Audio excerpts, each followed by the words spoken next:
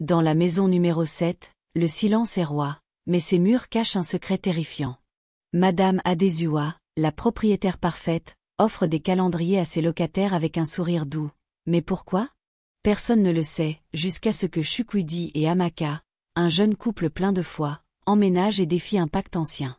Ce qui commence comme un simple cadeau révèle une vérité glaçante. Dans cette maison, chaque jour marqué sur le calendrier pourrait être le dernier. Préparez-vous à découvrir un conte africain où la prière affronte la sorcellerie, et où la vie lutte contre le silence éternel. Vous pensez que cette maison a été construite avec des briques? Cria-t-elle. Non, elle a été bâtie avec des calendriers et vos bébés à naître. La voix de Madame Adesua s'approfondit, comme si deux êtres parlaient par une seule bouche. Madame Adesua était le genre de femme que les gens admiraient sans comprendre pourquoi. Sa beauté n'était pas criarde. C'était le genre de beauté qui imposait le silence. Ses pagnes étaient toujours impeccablement noués, son parfum doux comme la pluie avant l'aube, et son calme inébranlable. Personne ne l'avait jamais vue élever la voix, pas même contre le gardien obstiné ou le plombier négligent. Pour ses locataires, elle était la propriétaire idéale, calme, juste et gracieuse. Mais sous ce calme se cachait quelque chose d'ancien. Chaque pleine lune, lorsque la rue dormait, Madame Adesua devenait une autre personne. Elle se levait de son lit avec une précision lente, s'enveloppait d'un tissu blanc et sortait la clé sculptée qu'elle gardait cachée dans son armoire. Cette clé ouvrait une boîte plus ancienne que la maison elle-même, noire, en bois, et tapissée de cendres. À l'intérieur se trouvait cet objet, une feuille séchée, une plume, un petit miroir, un anneau en os, une bourse de sable rouge, un cori unique et une perle d'argile gravée de son nom. Ces objets étaient ses talismans, la preuve de son rôle parmi les gardiens de la paix. Les gardiens n'étaient pas de simples propriétaires. Ils étaient les gardiens d'un équilibre spirituel. Chaque membre possédait une propriété qui exigeait quelque chose en retour pour sa beauté et son succès. Certains nourrissaient leur maison de larmes, d'autres de solitude.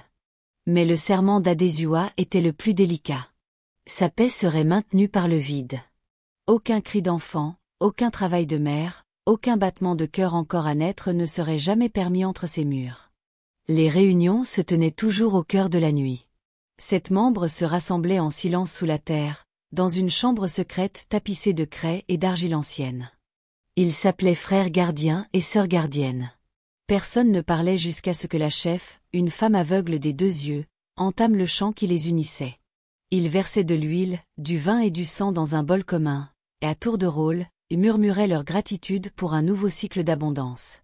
Quand venait le tour d'Adesua, elle s'agenouillait, tête baissée, la voix ferme, « Ma paix reste intacte. Mes murs restent silencieux. Mon pacte tient. » Les autres fredonnaient leur approbation, leurs ombres dansant sous la faible flamme. Lorsqu'elle rentrait chez elle, l'aube pointait. Elle se débarrassait de son tissu blanc, le pliait soigneusement et le glissait sous son oreiller. Aux yeux du monde, elle était simplement Madame Adesua, élégante, gentille et bénie. Mais en vérité, elle était la gardienne du vide. Elle gérait sa maison avec des règles discrètes que personne ne remettait en question. Elle ne criait jamais, n'affichait jamais ses règles sur papier, mais chaque locataire les comprenait par instinct. Seuls les couples mariés étaient admis dans la maison numéro 7. Les jeunes mariés, tout juste sortis de l'excitation du mariage, apprenant encore à dire « nous » au lieu de « je ». Les célibataires étaient poliment refusés. Les familles avec enfants ne franchissaient jamais le portail. Cette maison, disait-elle avec son sourire doux et charmeur, est idéale pour les couples qui commencent leur vie. Cela garde l'énergie pure, et ils acquiesçaient toujours, flattés à l'idée de débuter leur histoire d'amour dans une si belle maison.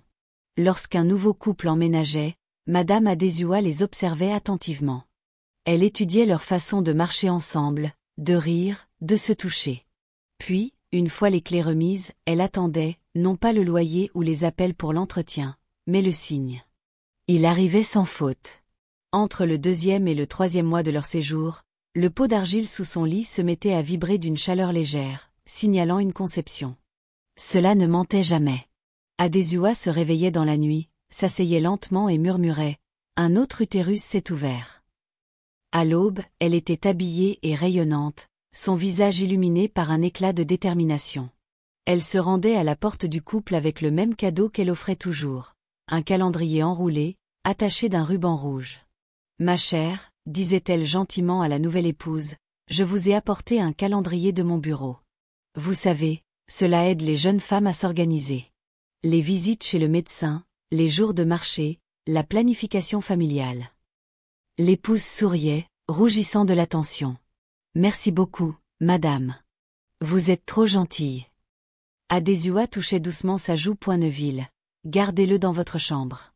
Une femme doit toujours compter ses jours. » Cette nuit-là, elle inscrivait le nom du locataire et de la date dans son registre secret. 7 jours plus tard, le pot d'argile s'embrasait en rouge, se nourrissant, réclamant, réduisant au silence, et au matin, la paix de la maison numéro 7 revenait, pure et lourde. Chaque locataire croyait vivre dans le complexe le plus sûr de la ville. Ils avaient raison, tant qu'ils ne concevaient pas. Pendant plusieurs années, la maison numéro 7 n'avait connu qu'un seul schéma, la joie à l'arrivée, le chagrin dans le silence. Chaque couple qui emménageait était jeune, les yeux brillants, plein de projets. Chaque femme portait un espoir dans son ventre peu après, et chacune le perdait sans jamais trouver les mots pour exprimer ce qui s'était passé. Ils ne partageaient jamais leur chagrin. Lorsqu'ils se croisaient au portail ou à la corde à linge, ils souriaient poliment, veillant à ne pas laisser leur regard s'attarder trop longtemps. Les hommes s'occupaient avec le travail, et les femmes se cachaient derrière des explications de médecins, déséquilibre hormonal, paludisme, médicaments, faible numération sanguine. Personne ne pensait à un prophète ou à une maison de prière. Ils étaient des couples éduqués, modernes. La science avait une réponse pour tout. Et ainsi, année après année, le cycle continuait. Le pot enchanté d'Adésua se nourrissait discrètement. Son complexe restait paisible, magnifique, mortel. Puis, un après-midi, quelque chose changea. Un locataire reçut une mutation professionnelle et déménagea, laissant l'un des appartements de 2 chambres vides. Quelques semaines plus tard, le portail s'ouvrit à nouveau pour un nouveau couple souriant, Chukwudi et Amaka, fraîchement mariés, portant encore l'éclat du rire de leur lune de miel. Adésua les accueillit chaleureusement, ses bracelets en or tintant alors qu'elle leur remettait les clés. « Bienvenue, mes enfants, dit-elle doucement. Cette maison aime la paix. Maintenez-la ainsi. » Ils la remercièrent, ignorant qu'elle les avait déjà marqués pour son pacte. Mais cette fois, son pot enchanté resta froid. Nuit après nuit, elle attendait la pulsation familière de chaleur signalant une nouvelle grossesse conçue entre ses murs. Rien ne venait. Elle commença à s'inquiéter. Ce qu'Adésua ignorait, c'était qu'Amaka était déjà enceinte de 8 semaines avant leur mariage. Un secret que même son mari ne réalisa qu'en emménageant. Le charme ne percevait que ce qui était créé sous son toit, pas ce qui y entrait avec un cœur déjà battant. Dès la première semaine, Chukwudi et Amaka étaient différents. Ils ne se disputaient pas, ne colportaient pas, ne se mêlaient même pas beaucoup aux autres locataires. Chaque soir avant de dormir, leur voix s'élevait doucement à travers les murs fins, non pas en querelle, mais en prière. Parfois ils chantaient, parfois ils murmuraient. Ce n'était pas dramatique. Pourtant, il y avait quelque chose de constant, comme de l'eau gouttant sur une pierre. Ils ne priaient pas pour quelque chose de particulier. Il n'y avait pas de crise, pas de maladie, pas de requête. Ils priaient simplement parce que cela faisait partie de leur être, jeune, reconnaissant et plein de foi. Ils remerciaient Dieu pour la paix, pour le mariage, pour le souffle. Puis ils priaient pour leur maison, pour qu'aucun mal n'y entre par sa porte. Au début, Madame Adésua l'ignora. Elle avait vu des locataires prier auparavant. Ils le faisaient tous au début, quand ils étaient encore innocents et excités. Mais au fil des semaines, elle devint mal à l'aise. 3 mois entiers s'étaient écoulés, et son pot enchanté restait froid. Pas de chaleur, pas de bourdonnement, pas de lueur rouge sous son lit. Elle le vérifiait chaque nuit, versant même de l'huile et des cendres pour l'éveiller, mais l'esprit ne s'agitait pas. Quelque chose bloquait son signal. Elle commença à les observer de près. Amaka se déplaçait avec un éclat discret qui l'irritait, comme une lumière refusant de s'éteindre. Adésua commença à suspecter que, peut-être, cette femme était déjà enceinte. Mais si c'était le cas, cela n'avait pas eu lieu sous son toit, ce qui signifiait que le charme ne pouvait l'atteindre. Adésua ne pouvait pas permettre cela. Son pacte exigeait un équilibre. Un utérus intact menaçait sa paix. Cette nuit-là, Madame Adézua verrouilla chaque porte et tira ses rideaux étroitement. L'air dans sa chambre s'épaissit avec l'odeur de l'encens brûlant et des secrets anciens. Elle s'agenouilla devant le pot enchanté, ses mains tremblant légèrement alors qu'elle allumait cette bougie disposée en un cercle parfait. Les flammes se penchaient vers elle, affamées et obéissantes. Elle prit un petit bol en bois et y versa de la poudre de craie blanche, des os pulvérisés et des cendres de vieux sacrifices. Puis elle piqua son doigt et laissa une goutte de sang tomber dans le mélange. La poudre siffla, noircissant instantanément. Elle la remua avec la tige d'un hibiscus séché et murmura, sa voix à peine humaine. « Ce que ma maison ne peut prendre, ceci le collectera. Ce que mon charme ne peut toucher, ceci le réduira au silence. D'ici le 7e jour, son utérus s'inclinera. » Puis, du coffre sous son lit, elle sortit un tout nouveau calendrier, plus lisse, plus épais, plus lourd que tous ceux qu'elle avait jamais faits. Il était de couleur crème, bordé d'or, et sentait légèrement l'huile de palme et l'encens. Elle trempa son doigt dans le mélange de cendre et de sang et traça des marques invisibles sur les pages, des sigils que seuls ses esprits pouvaient voir. Quand elle eut fini, elle leva le calendrier au-dessus de sa tête et dit doucement, « Va là où mes yeux ne peuvent atteindre. Fais ce que mes mains ne peuvent faire.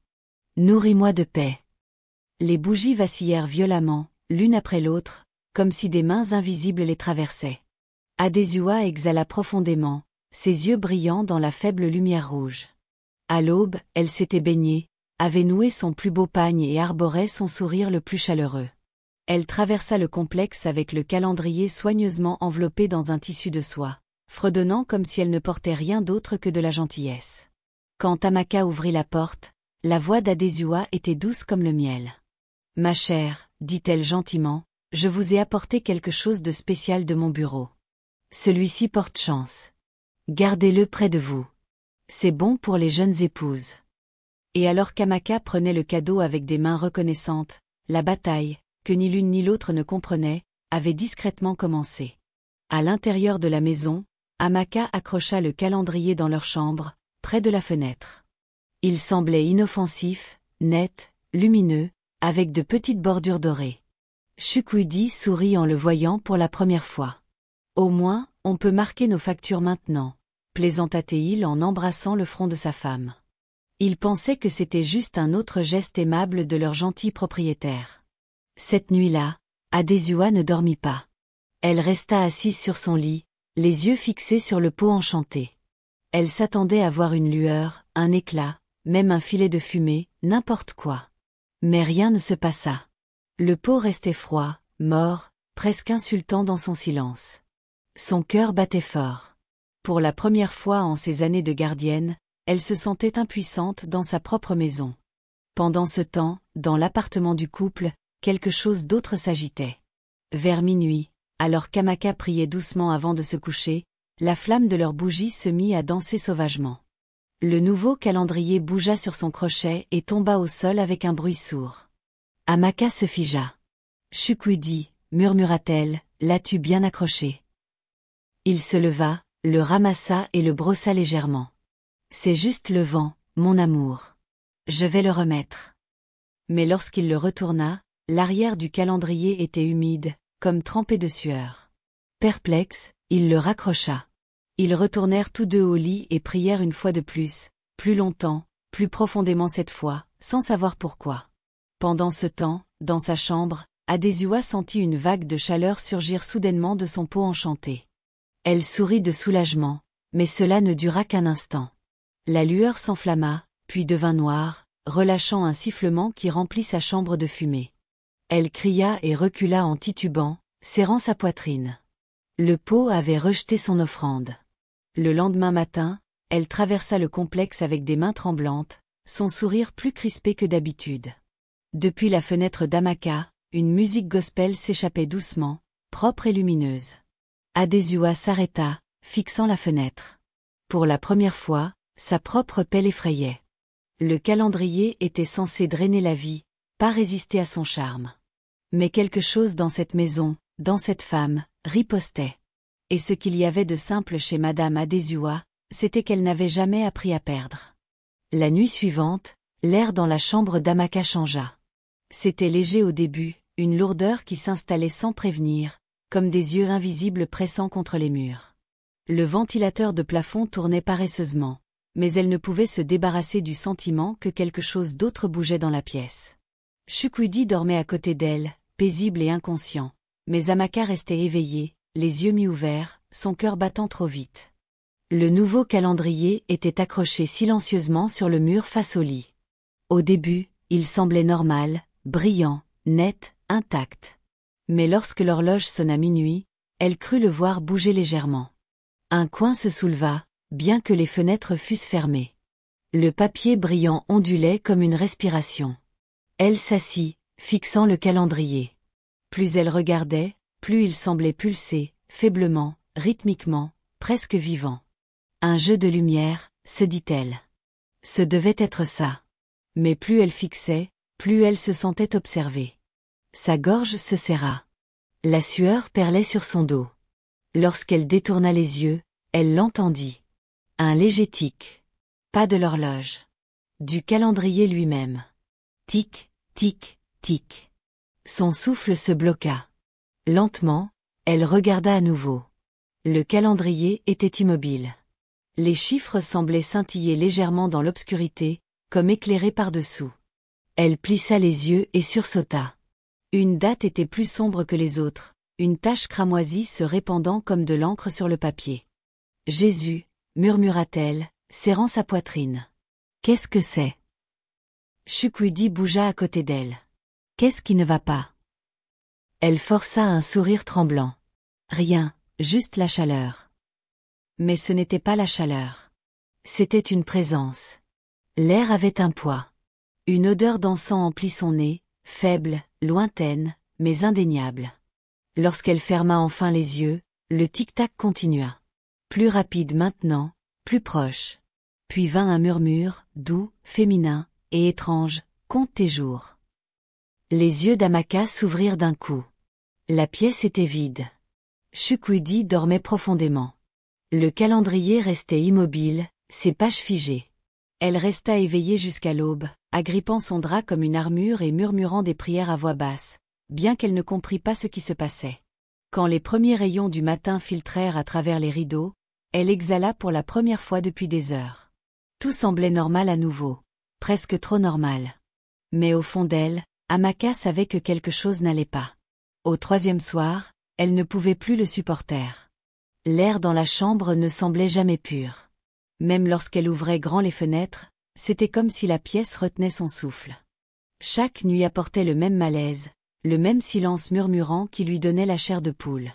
Elle avait essayé de prier, d'ignorer, de se convaincre que ce n'était que du stress ou de l'imagination. Mais chaque fois que ses yeux se posaient sur le mur, le calendrier était là, observant, sans brise, pourtant il frémissait. Personne près de lui, pourtant il oscillait doucement, comme si quelque chose respirait derrière. Ce matin-là, lorsque Chukwudi partit au travail, elle resta longtemps devant le calendrier. Ses doigts tremblaient. « Je ne veux pas de toi ici », marmonna-t-elle. Elle le décrocha du mur, l'enroula et le fourra dans un sac en nylon noir. Son cœur battait fort alors qu'elle le portait jusqu'à la poubelle dehors, jetant des regards autour d'elle pour s'assurer que personne ne la voyait. Dès que le sac toucha le fond de la poubelle, elle se sentit plus légère. Pour la première fois depuis des jours, elle pouvait respirer librement. Elle essuya ses mains sur son pagne, murmura une courte prière de soulagement et rentra à l'intérieur. Mais elle n'était pas seule. Depuis son balcon, Madame Adesua l'avait observée. Ses yeux suivaient chaque mouvement, les mains tremblantes, le sac en nylon noir, la marche précipitée vers la poubelle. Elle sourit légèrement, bien que sa mâchoire se crispât. Ce soir-là, elle frappa doucement à la porte d'Amaka. « Ma chère, dit-elle avec son calme habituel, je suis venue voir comment vous alliez. Comment vas-tu? J'ai remarqué que vous avez retiré mon calendrier. Il ne vous a pas plu? Amaka força un sourire nerveux. Ah, madame, je voulais juste plus d'espace sur le mur. Les yeux d'Adesua s'attardèrent sur son visage un instant de trop, lisant le mensonge comme une écriture sainte. Puis elle rit doucement, patiemment. Ah, d'accord. Je voulais seulement que votre maison reste bénie. Vous savez, ces calendriers portent des prières. Puis elle s'éloigna sans attendre ce qu'Amaka avait à dire. Quand elle partit, son sourire s'effaça. Et cette nuit-là, alors que le complexe tombait dans le silence, Adésua sortit avec une lanterne. Elle ouvrit la poubelle, plongea la main dans le sac en nylon noir et en sortit le calendrier doucement. Désobéissance, murmura-t-elle, brossant la poussière de ses bords. Tu n'aurais pas dû faire ça, mon enfant. Lorsqu'elle entra dans sa chambre, Madame Adésua ne pouvait pas dormir. Elle s'assit au bord de son lit, les yeux fixés sur le pot enchanté qui brillait et s'éteignait comme une braise mourante. Quelque chose n'allait pas, profondément pas.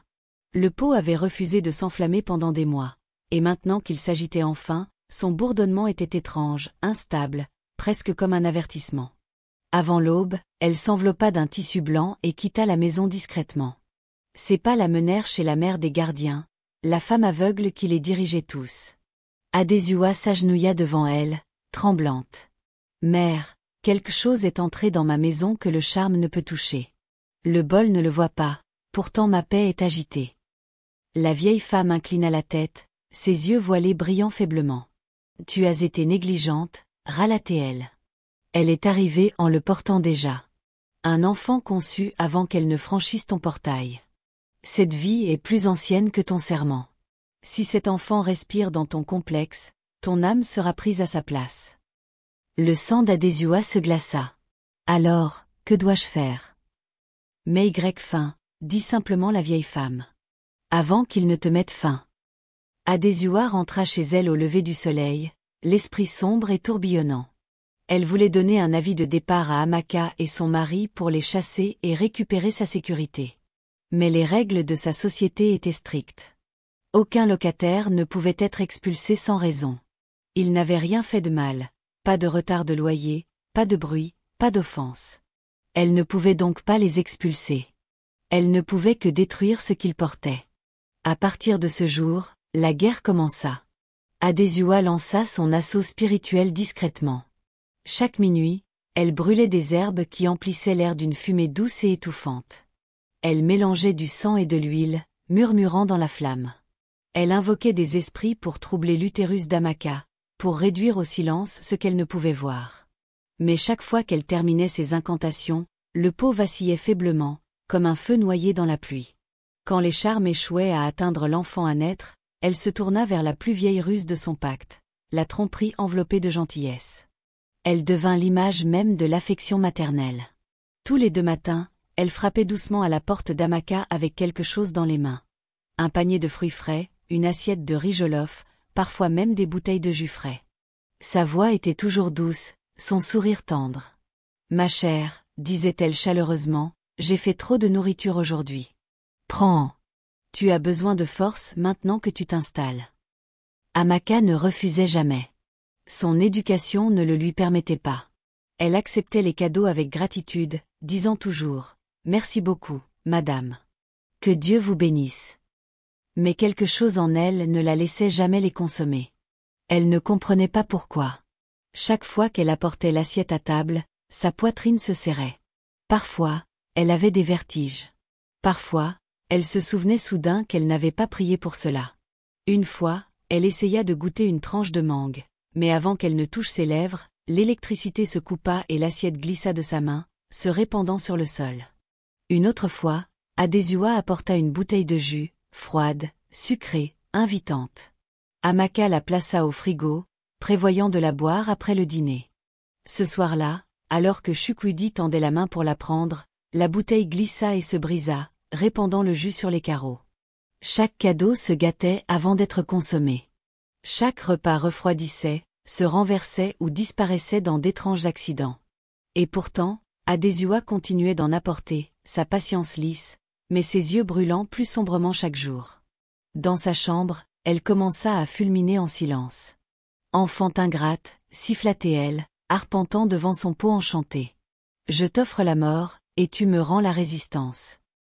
Elle redoubla d'efforts. Nourriture enchantée, fruits ensorcelés, mais rien ne restait. Chaque offrande rencontrait une main invisible qui la dispersait. Pendant ce temps, Amaka sentait le malaise grandir. Elle ne savait pas pourquoi, mais son esprit restait agité. Certaines nuits, elle se réveillait tremblante, murmurant à Chukwudi, « Prions. Et pendant qu'il priait dans l'appartement voisin, Madame Adézua s'agenouillait devant son pot enchanté mourant, murmurant des malédictions qui se dissolvaient en fumée. Pour la première fois de sa vie, la maison qu'elle dirigeait ne lui obéissait plus. 7 mois passèrent comme une tempête qui refusait de s'arrêter. Madame Adézua avait tout essayé, rituel à minuit, murmure dans la fumée, offrande versée à l'aube. Elle mélangeait des poudres, brûlait des cheveux, enterrait des charmes sous le seuil du couple. Mais rien ne fonctionnait. L'enfant dans le ventre d'Amaka grandissait plus fort. Son ventre s'arrondissait magnifiquement. Sa peau brillait. Son rire revenait. Chaque matin, elle se tenait devant le miroir, frottant doucement son ventre, murmurant « Tu vivras, mon enfant ». Elle ignorait qu'elle menait une guerre. Pourtant, chaque mot qu'elle prononçait était une épée. Adézua observait en silence, son cœur serré de rage et de peur. Plus Amaka s'épanouissait, plus sa paix s'évanouissait. Le pot enchanté ne brillait plus. Au lieu de cela, il dégageait une fumée sombre qui sentait le vieux métal et les choses mourantes. Parfois, elle se réveillait en entendant de faibles pleurs dans ses murs, des voix d'enfants à naître, en colère, accusatrices. Au 8e mois, le calme de Madame Adézua s'était transformé en une folie discrète. Sa beauté s'effaçait sous des nuits sans sommeil et l'odeur des herbes brûlées. Elle avait échoué trop de fois, et la mère des gardiens l'avait avertie. Si cet enfant poussait son premier cri dans la maison numéro 7, son propre souffle serait pris en échange. Alors elle alla plus loin. Dans le dernier rituel qu'elle osa tenter, elle plaça cette longueur de corde dans son pot enchanté, psalmodiant les mots qui liaient les utérus. Alors que la fumée s'élevait, elle murmura l'ordre qui tordrait l'enfant à naître. Tourne l'enfant, lie les cordes, réduit le cri au silence, prends la vie. Et à travers le complexe, Amaka sursauta dans son sommeil, serrant son ventre. Le bébé se tourna violemment en elle. La douleur déchira son corps, mais au matin, elle allait bien à nouveau, faible, secouée, mais vivante. Le bébé bougeait encore, vivait encore. Puis vint la nuit de la naissance. La pluie fouettait le toit. Vers minuit, le cri d'Amaka résonna dans l'appartement, brut, profond, désespéré. Chukwudi se réveilla en sursaut, terrifié. C'est l'heure, Altatéel. Le bébé arrive. Il la porta rapidement jusqu'à la voiture, et ils partirent pour l'hôpital. Lorsqu'ils arrivèrent à l'hôpital, Amaka était trempée de sueur, ses contractions vives et implacables. Mais le bébé refusait de descendre. Les sages-femmes chuchotaient entre elles. Quelque chose n'allait pas. L'enfant s'était tourné, les pieds là où la tête aurait dû être. Elles firent tout ce qu'elles pouvaient pour qu'elle accouche sans césarienne, mais il était évident que c'était la seule option. Finalement, elles la conduisirent d'urgence en salle d'opération. Les lumières vacillaient, les machines bourdonnaient. Prière et panique emplissaient la pièce. 1 heure plus tard, l'enfant sortit enfin. La salle devint silencieuse. Le bébé était chaud, parfait, mais immobile, sans cri. Il frottait, pressait, priait, rien. Puis une sage-femme, une femme âgée aux yeux perçants, leva lentement les yeux vers Chukwudi, son ton ferme, assuré. « Ce n'est pas ordinaire, dit-elle. Votre propriétaire a fait cela. » Elle a lié le souffle du bébé. « Va, dit-elle avec urgence. Rentre chez toi. Dis-lui que le bébé est mort. Dis-le à voix haute. Si elle est ce que je pense, son propre esprit te répondra. » Les jambes de Chukwudi tremblaient, mais en regardant son nouveau-né sur le point de mourir dans ses bras, son premier fruit, par peur et courage, Chukwudi courut sous la pluie, son esprit tourbillonnant. Les mots de la sage-femme le poursuivaient à chaque pas. Dis-lui que le bébé est mort. Dis-le. Que son esprit l'entende en premier. Quand il arriva à la maison numéro 7, c'était déjà le matin. Madame Adézua se tenait sur sa véranda, enveloppée dans son châle. Elle n'était pas surprise de le voir. Elle attendait, en fait. Il s'arrêta au portail, haletant. « Madame, bégaya-t-il, le bébé n'a pas survécu. » Pendant un instant, Adézua ne dit rien. Puis ses épaules se détendirent légèrement. « Ah !» soupira-t-elle, longuement, doucement, presque tendrement. « Oh, mon fils, je suis tellement désolée. » Elle couvrit sa bouche doucement, feignant de cacher son choc. Ses yeux brillaient, mais il n'y avait pas de larmes. Au lieu de cela, Ses lèvres s'incurvèrent légèrement, l'ombre d'un sourire qu'elle lutta pour réprimer. Elle tendit la main et toucha doucement son épaule. Tu vois, mon enfant, certaines choses ne sont pas destinées à rester. Dieu donne, Dieu reprend. Chukwudi déglutit difficilement, hochant la tête. Oui, madame. Elle tapota sa main et soupira profondément. Retourne auprès de ta femme. Console-la. Quand elle rentrera, je cuisinerai pour elle. Lorsqu'il se tourna pour partir, elle l'observa, son cœur stable et léger pour la première fois depuis des mois. Derrière ses yeux calmes, le soulagement coulait en elle comme de l'eau fraîche. À l'intérieur, elle entra dans sa chambre, s'agenouilla devant son pot enchanté et murmura « Merci ». Le pot brilla faiblement, obéissant à nouveau. Elle sourit d'un vrai sourire cette fois, puis ferma les yeux de gratitude. Elle n'entendit pas le faible roulement de tonnerre qui suivit. Elle ne vit pas la flamme à l'intérieur du pot vaciller 2 fois, puis s'éteindre complètement. À l'hôpital, la salle était également immobile. Les machines bourdonnaient doucement, les infirmières se déplaçaient en silence, et Amaka reposait immobile sur le lit, sa peau pâle, ses lèvres sèches. Le médecin s'était déjà retiré, secouant la tête en signe de défaite silencieuse. Le bébé gisait inerte sur la table à côté d'elle, chaud mais sans vie, sa petite poitrine refusant de se soulever. Une infirmière couvrit sa bouche, murmurant « Mon Dieu, s'il vous plaît ». Puis la vieille sage-femme, celle qui avait envoyé Chukwudi, s'avança, les mains tremblantes, mais les yeux féroces. Elle posa sa paume sur le cœur du bébé, se pencha et murmura « Respire, petit. Ton heure est venue ». Pendant un moment, rien ne se passa. Le monde semblait retenir son souffle. Puis, faiblement, à peine perceptible, un tressaillement, une lueur de vie sous la peau. L'infirmière sursauta. La voix de la sage-femme s'éleva, tremblante mais ferme. « Pousse, mon enfant. Respire. » Une seconde passa. Puis une autre, et soudain le bébé haleta. Un son faible, petit et craquelé, mais réel. La salle se figea. Le son revint, plus fort, plus net. Un cri. Il perça l'air comme la lumière à travers les nuages d'orage. Amaka s'agita, ses paupières s'ouvrirent en papillonnant, des larmes s'accumulant avant qu'elle ne comprenne pourquoi. Les infirmières pleuraient déjà, certaines riant à travers leurs larmes. Le médecin, sans voix, continuait de secouer la tête, incrédule. Le cri du bébé devint régulier, doux, puis féroce, comme s'il annonçait sa victoire au monde. Amaka tendit la main faiblement, ses mains tremblantes. Lorsqu'ils placèrent l'enfant dans ses bras, elle s'effondra complètement. Son corps tremblait de sanglots, ses larmes trempant la petite couverture. « Merci, Seigneur », murmura-t-elle encore et encore. « Merci. Je savais que tu ne m'abandonnerais pas. » Le bébé se blottit contre sa poitrine, respirant, vivant, magnifique, et comme sur un signal, la pluie s'arrêta immédiatement, comme si le ciel se reposait enfin après avoir pleuré toute la nuit. La sage-femme dit alors à Chukwudi de maintenir la ruse jusqu'à ce qu'il soit complètement sorti de l'hôpital. Ainsi, pendant 7 jours, Madame Adesua vécut dans le confort, croyant que la paix était revenue dans sa maison.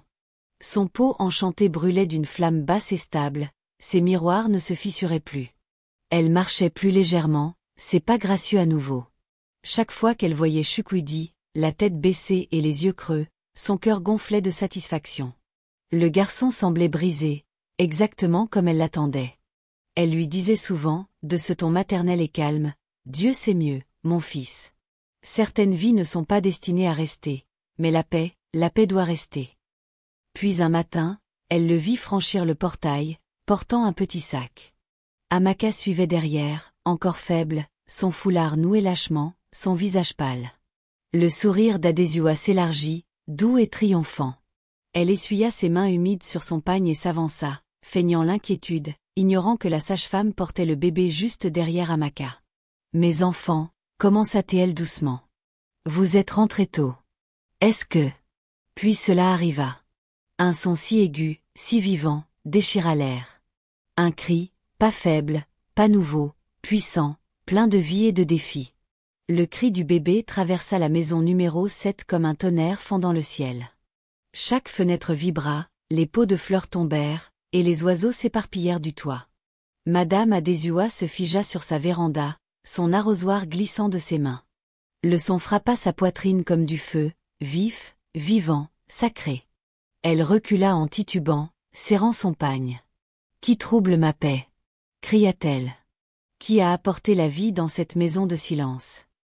Le cri s'amplifia, résonnant contre les murs qui n'avaient connu que le calme pendant des années. Ses genoux cédèrent. Elle s'effondra durement au sol, son visage se tordant comme si des mains invisibles lui serraient la gorge. Dans son appartement, le pot enchanté éclata, répandant une fumée noire qui s'enroula à travers ses rideaux. Ses miroirs se fissurèrent. Ses portraits tombèrent. Ses bougies s'éteignirent. La paix qu'elle vénérait s'était retournée contre elle. Les voisins sortirent précipitamment de leurs portes, confus, terrifiés. Ils la trouvèrent à terre, tremblant violemment, les yeux écarquillés et absents. Sa voix sortait par à-coups, les mots jaillissant comme de l'eau bouillante. « Vous pensez que cette maison a été construite avec des briques ?» cria-t-elle. « Non, elle a été bâtie avec des calendriers. » Sa voix s'approfondit, presque doublée, comme si deux êtres parlaient par une seule bouche. « J'ai marqué leurs mois. J'ai compté leurs jours. Chaque page portait mon sceau, invisible, mais vivant. Quand leur sang coulait, mon calendrier le buvait. Quand leurs utérus concevaient, mon charme les rappelait. Pour chaque battement de cœur qui s'arrêtait, je gagnais un autre jour de paix. » Elle se frappa la poitrine, pleurant et riant à la fois. « J'ai nourri mon pacte avec le temps. Leur temps. Chaque année qu'ils perdaient, je vivais plus longtemps. Chaque enfant qui mourait, mes murs devenaient plus forts. Je suis la gardienne du silence, la maîtresse des berceaux vides. » Les voisins sursautèrent. Certains se mirent à prier. D'autres reculèrent, horrifiés. Adésua rampa en avant, sa voix se brisant. « Les gardiens de la paix ont fait de moi leur servante. Ils m'ont dit, tant qu'aucun cri ne s'élève ici, ta maison prospérera. Alors je les ai réduits au silence, l'un après l'autre, avec des sourires, des cadeaux, des calendriers. » Sa tête se releva brusquement vers la fenêtre d'Amaka. « Mais cette femme, » cria-t-elle, pointant du doigt, « celle-ci a apporté une vie que je ne pouvais pas compter. Son utérus est venu avec son propre calendrier, un calendrier céleste. J'ai essayé de le brûler, de le plier, de le tordre, mais il ne s'est pas incliné. » Le cri du bébé tonna à nouveau, résonnant à travers le complexe, pur et défiant. Adésua hurla, se couvrant les oreilles. « Non, c'est trop fort, trop vivant. » Arracha-t-elle son pagne, son corps tremblant. « Pardonnez-moi, » cria-t-elle, la voix rauque et brisée. « Pardonnez-moi, esprit que j'ai trompé. Pardonnez-moi, enfant que j'ai volé. Je ne voulais que la paix. » Puis elle se releva en titubant, les yeux fous, les cheveux défaits, les larmes coupant son maquillage. Sans un mot de plus, elle courut pieds nus à travers le portail, criant dans la rue ouverte. « Pardonnez-moi, les calendriers m'ont menti. Ils ont tous menti. » Sa voix s'évanouit dans la distance. Et derrière elle, pour la première fois dans l'histoire, la maison numéro 7 était remplie d'un son qu'elle ne pourrait jamais réduire au silence. Le cri pur et ininterrompu de la vie. Et à partir de ce jour, personne n'entendit plus parler de Madame Adésua. La maison fut reprise par le gouvernement, et les locataires déménagèrent progressivement, leurs utérus n'étant plus surveillés. Leçon à retenir, la foi n'a pas besoin de raison. Amaka et Chukwudi priaient quand ils ne comprenaient pas, et leurs prières ont construit un bouclier plus fort que n'importe quel charme. Parfois, ce sont les prières que vous faites sans savoir pourquoi qui sauvent votre vie. Merci d'avoir regardé. N'oubliez pas de liker, commenter et vous abonner.